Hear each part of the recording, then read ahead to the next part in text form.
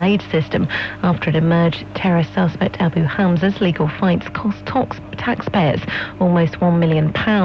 Chris Grayling says resources aren't limitless and should be reserved for cases where there is a genuine need.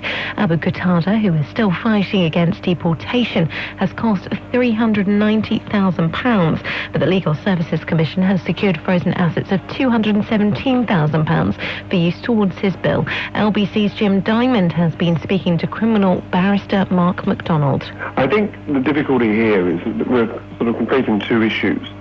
The first is Abu Hamza and the right to have a defence, and the second is what I see as a direct manipulation by Chris Grayling to pick an unpopular figure, to pick a figure and to release it in a press release, and then to use that on the back of that to what has been a continuing a reduction in legal aid fees by really putting out a picture out there that it's being wasted, that there's lots of money being spent, and then on the back of what has been happening in the last 5 years is a yearly percentage reduction in legal aid fees to lawyers, particularly the junior lawyers. Can you give us an example of how legal aid is used in a positive way? The press release that he hasn't put out. Give us the other side of the story.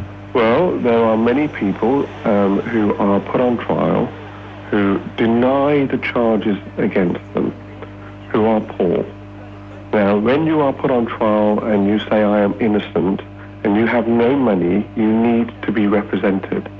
And this is where lawyers come in, generally for very poor pay, who will stand up and represent you, and on a lot of occasions are proved to be right and are proved to be not guilty.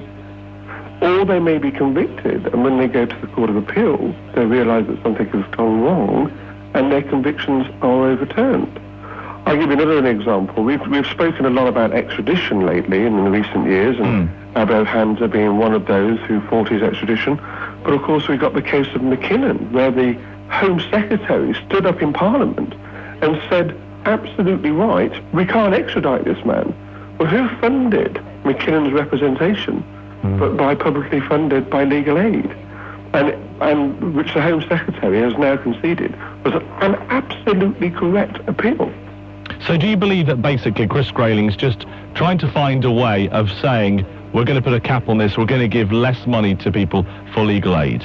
You've got to remember that Chris Grayling is not a lawyer. For the first time in over 400 years, the Conservative have appointed a non-lawyer to be in charge of the legal system in this country. And he's come out and he's turned around and come out with this press statement that's basically said, look, it's all being wasted on these lawyers who are representing these men. How dare they?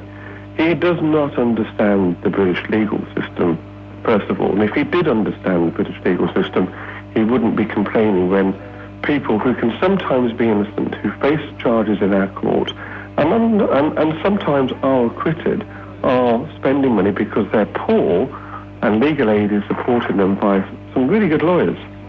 That's criminal barrister Mark MacDonald speaking there.